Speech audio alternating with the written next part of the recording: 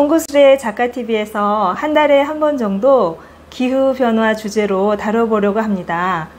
오늘 주제는 채식인데요. 안건 작가님 나오셨어요. 안녕하세요. 네, 이렇게 다시 만나니 더 좋아요. 네, 그렇네요. 작가님이 채식에 대해 알려야겠다고 생각하신 건 언제부터이세요? 그냥 좀 제 이야기를 먼저 자연스럽게 해보면 좋을 것 같아요. 저는 이제 춘천에서 자랐는데, 저는 춘천에 있을 때는 오히려 특별히 자연에 대해서 많이 생각해 볼 기회가 없었던 것 같아요. 그냥 너무 당연한 거였으니까. 근데 저는 서울에서 생활을 하기 시작했는데요.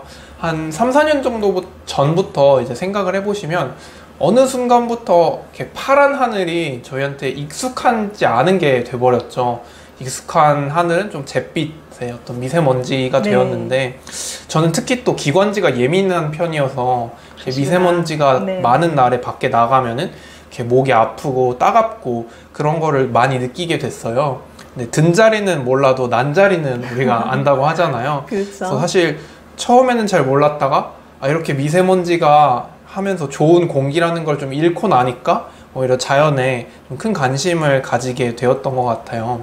네. 핀란드에 있으면서 제가 가장 많이 느꼈던 감사함이 바로 자연이었어요. 그러니까 기분이 그냥 혹시 조금 안 좋더라도 이렇게 밖에 나갈 때 정말 상쾌한 공기와 정말 그러니까 과장 없이 수천 그루의 나무가 이렇게 제 시야에 들어오면 자연스럽게 기분이 너무 좋아지더라고요. 네. 그러다 보니까 저는 되게 자연스럽게 자연이라는 게 진짜 인간이 감사해야 할 무언가구나 라는 생각을 하게 되었던 것 같아요. 요즘 계속 비가 오다가 가을 하늘이 요새 날씨가 꽤 좋잖아요. 네, 그 맞아요. 파란 하늘 보면서 행복하다는 정말 느낌이 들거든요. 행복이 그렇게 멀리 있는 게 아니고 푸른 하늘 보면은 행복해지는 것 같아요. 맞습니다. 네, 근데 또 핀란드에서는 사람들이 이 자연을 그냥 당연하게 여기면서 수동적으로 누리는데 그치는 것이 아니라 능동적으로 보존하려는 노력을 하는 것 같더라고요. 저는 거기서 또 많은 영감을 받았고, 지속 가능한 개발, sustainability가 그 나라에서는 굉장히 큰 화두예요. 또 핀란드에서 생활을 하면 주변에 비건이나 베지테리언 친구들이 많았는데, 이게 뭔지는 조금 이따가 다시 설명을 드릴게요. 네. 물론 한국에도 채식을 하는 친구들이 가끔 있기는 했었는데요. 많은 경우의 아이들이 뭔가 알러지나 이런 이유 때문에 하는 경우가 많아서 사실 제가 그렇게 궁금증을 가지거나 할 만한 경우는 많지 않았어요. 근데 핀란드에서는 어느 모임을 가도 채식을 하는 친구가 꼭 한 명씩은 있더라고요. 그래서 이렇게 홈파티 같은 거를 주최할 때 항상 채식 메뉴를 준비하는 게 너무나도 당연하게 되어 있는 문화였어요. 저도 이제 서점에 가면 제일 피부로 느끼는 게 비건이랑 채식에 관한 책들이 꽤 많이 나와요, 요즘에. 네. 그래서 거기서 채식을 하는 이유가 역시 가장 주된 이유가 지속 가능성의 관점이었어요. 한국의 미세먼지 그리고 핀란드의 아름다운 자연을 통해서 이게 대비가 너무 되잖아요. 그렇다 보니까 저는 자연의 중요성 그리고 위대함이라는 거를 굉장히 극적으로 체험을 하고 있을 때였고, 또 주변에 많은 친구들이 이렇게 채식을 실천하고 있다 보니까 저는 친구 따라 강남 간다고 주변 환경의 중요성을 굉장히 중시하는데요. 그러다 보니까 저도 자연스럽게 그러면 나도 한번 해볼까? 이런 생각이 좀 자연스럽게 들었던 것 같아요. 또 거기서는 개인이 집단을 이룬다는 사고방식이 되게 강한 것 같아요. 그러니까 집단이 먼저 있고 개인이 있다라기보다는 한 개인이 모여서, 그리고 개인의 행동이 쌓여서, 그리고 서로에게 영향을 주면서 한 사회가 이렇게 구성이 된다고 믿는 것 같아요. 네. 그러다 보니까 한 개인의 작은 선택, 채식 같은 게 대표로 될 수 있겠죠. 그런 것들이 한 사회에 영향을 분명히 끼친다고 믿고, 그렇기 때문에 저도 워낙 자연을 통해서 받은 게 많다 보니까 그냥 정말 작게나마 공헌하고 싶다, 이런 마음에서 그냥 가볍게 채식을 시작했던 것 같아요. 네, 좋네요. 네. 네, 아무래도 조금 무겁게 흐르다 보면은 실천하기가 쉽지가 않고, 맞아요. 네, 비건도 그 단계가 많잖아요. 네, 맞습니다. 네, 그래서 말씀해 주셨다시피 채식에 대해서 조금 더 설명을 드릴 텐데요. 사실 사람들이 그냥 막연하게 비건, 베지테리언, 이렇게 채식주의자 이렇게 들어는 보셨을 텐데, 사실 구체적으로는 좀 잘 모르시는 분들도 있는 것 같아서 좀 설명을 드리려고 해요. 네, 제가 여기 보면 유튜브 보시면 나올 텐데 이렇게 표를 보면 베지테리언은 되게 등급이 다양하게 있어요. 일단은 첫 번째로 비건이라는 거는 정말 동물이 스치기만 해도 먹지 않는 게 이제 비건이라고 가장 쉽게 말하면 좀 어려운 단계에 해당을 하고요. 네. 그 외에는 뭐 계란만 먹는 오버 베지테리언, 그 다음에 뭐 치즈류의 어떤 데어리, 유제품만 먹는 락토 베지테리언, 그 다음에 생선이나 해물 같은 것까지는 먹게 되는 페스카테리언, 그 다음에 뭐 일주일에 한 번 정도의 일종의 치팅 데이를 가지는 플렉시테리언까지 네. 굉장히 다양한 정도의 등급이 있어요. 그러니까요. 네, 그러니까 채식을 시작한다고 할 때 어떻게 고기 하나도 안 먹고 심지어 뭐 치즈도 못 먹어? 이렇게 너무 겁먹을 필요 없고 그냥 처음에는 조금씩 그냥 뭐 고기를 줄여가는 방식, 그럼 고기를 조금 줄였다면 고기를 조금 아예 안 먹어보는 방식, 그런 식으로 조금씩 단계를 밟아가면 되니까 너무 처음부터 나는 진짜 뭐 지구를 살리기 위해서 나는 정말 과일과 야채만 먹을 거야, 이거는 사실 지속 가능하지가 않아요. 그러게요. 네, 네. 그래서 좀 더 여유를 가지고 처음에는 진짜 아까 말씀해 주셨다시피 좀 가벼운 마음으로 한번 시작을 해보는 게 좋지 않을까라고 생각을 합니다. 채식을 기후변화와 관련지어 설명을 좀 해주시겠어요? 네, 채식을 하는 사람들은 나름대로 굉장히 다양한 이유를 가지고 채식을 하는 것 같아요. 뭐 동물권에 대해서 굉장히 많은 관심을 가진 분들도 계시고 건강에 대해서 관심을 많이 가지시는 분들도 계셔요. 네, 저는 개인적으로는 지속 가능성 혹은 에너지 측면에서 가장 많은 관심을 가지고 채식을 실천하고 있는데요. 특히 이 측면에서 채식을 가장 잘 설명해주는 다큐멘터리가 카우스파이러시라는 다큐멘터리예요. 뭐 넷플릭스나 뭐 아마존을 통해서도 관람하실 수 있고 그 해당 웹사이트에서도 또 유료로 다운받아서 보실 수 있습니다. 네. 요즘 세계에서 사실 많은 사람들이 가장 크게 관심을 가지는 주제는 저는 당연히 지속 가능성이라고 생각을 해요. 저 역시 굉장히 큰 관심을 가지고 있는 주제 중에 하나인데요. 지금 대한민국에서는 사실 몇 년 전부터 뭐 미세먼지 문제도 그렇고, 그리고 사실 이제는 거의 대부분의 사람들이 지구가 뭔가 이상해졌다라는 거를 조금은 느낄 거예요. 그래서 제가 이런 이제 기후변화 주제로 이렇게 시리즈로 해야겠다 생각하게 된 것도 사실 코로나 바이러스 때문에 우리 일상이 완전히 달라졌고, 네. 거기에 대한 해결책은 우리가 달라져야 된다고 저는 생각하거든요. 네. 네, 그래서 이제 지금 말씀하신 것처럼 이런 기획을 하게 된 거고요. 네, 뭐 코로나뿐만 아니라 사실 날씨를 봐도 분명히 기후가 이 시기쯤에는 뭔가 시원해져야 되고 이 시기쯤에는 뭐 어떤 일이 일어나야 된다는 걸 우리는 학습하고 있잖아요. 근데 그런 예측들이 사실 좀 안 맞고 있고, 좀 태풍이라든지 이런 것들도 좀 상대적으로 많이 온다라는 걸 지금 많은 사람들이 조금씩 느끼고 있을 거예요.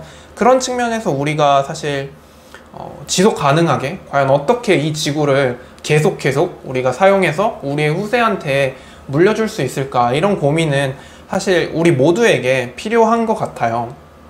근데 육식을 줄이는 거는 분명히 에너지적인 측면에서 많은 것을 절약시켜줘요.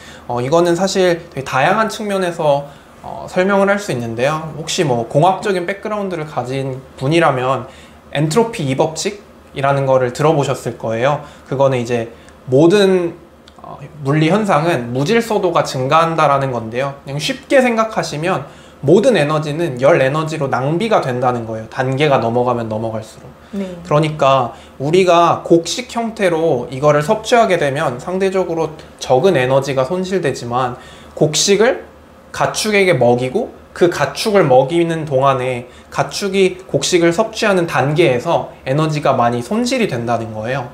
조금 어려우시다면 당연한 겁니다. 네, 그래서 제가 조금 더 쉬운 사례를 말씀드리려고 하는데요. 이제 총균세라는 책에 나온 사례인데, 사자가 가축이 될 수 없는 이유는 식성 때문이에요. 이제 같은 450kg의 고기를 얻는다라고 생각을 해보고 소와 사자를 한번 비교를 해볼게요. 소는 이제 완전히 성장할 때까지 4,500kg의 옥수수를 먹어요.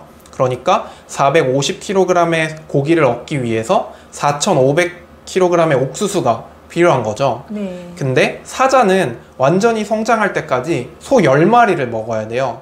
네. 그러니까 총 45,000kg의 옥수수가 필요하게 되는 거예요.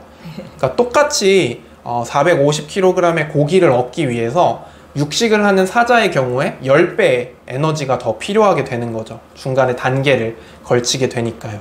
그래서 숫자로 이거를 보게 되면은 한 개인이 채식을 할 때와 채식을 하지 않을 때 그게 달라지는데요. 미국 같은 경우에 가축을 기르기 위해서 사용하는 물의 양이 우리 인간이 전체 생활에서 필요한 물의 양의 11배에 해당한다고 해요.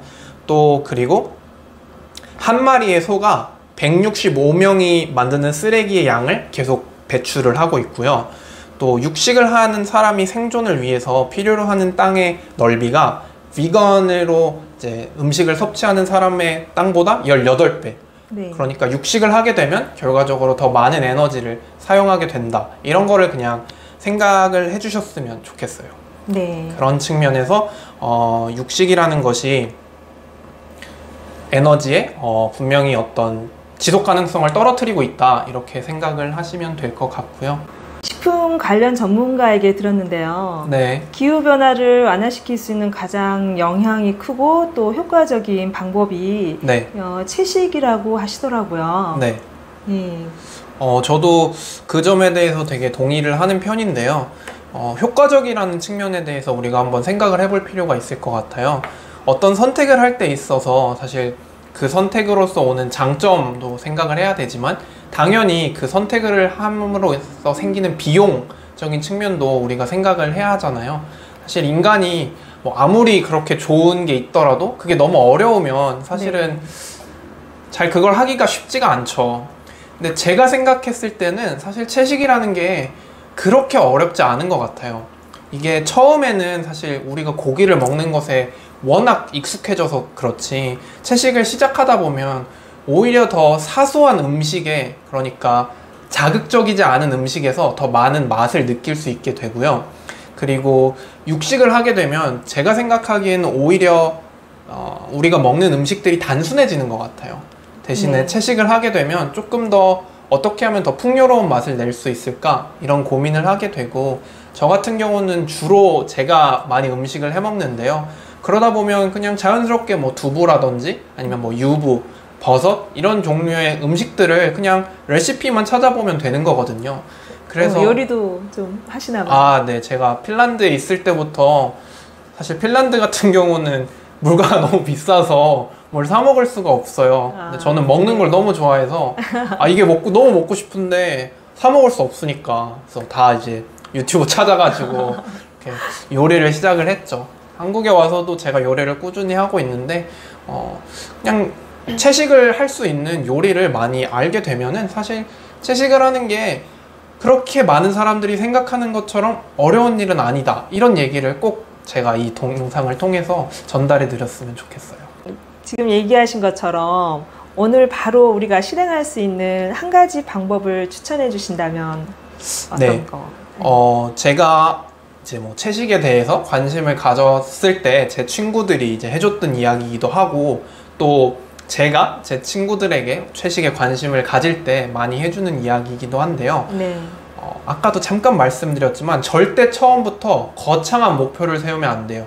이게 사람이라는 게 변화하는 게 정말 쉽지 않기 때문에 처음부터 조금씩 나아가는 게 중요합니다. 네. 그러니까 뭐 예를 들면 일단 오늘 하루에 한 끼 정도 뭐 고기 없이 먹어보고, 그게 괜찮다면 내일은 내일도 그냥 하루 한 끼, 뭐 이 정도로 한 일주일 정도는 일단 그냥 하루에 한 끼씩만 고기 없는 식단을 해보고, 그리고 그 다음에 일주일 동안 아예 고기를 먹지 않아 보고, 그게 너무 힘들다 그럼 그냥 다시 돌아오셔도 돼요.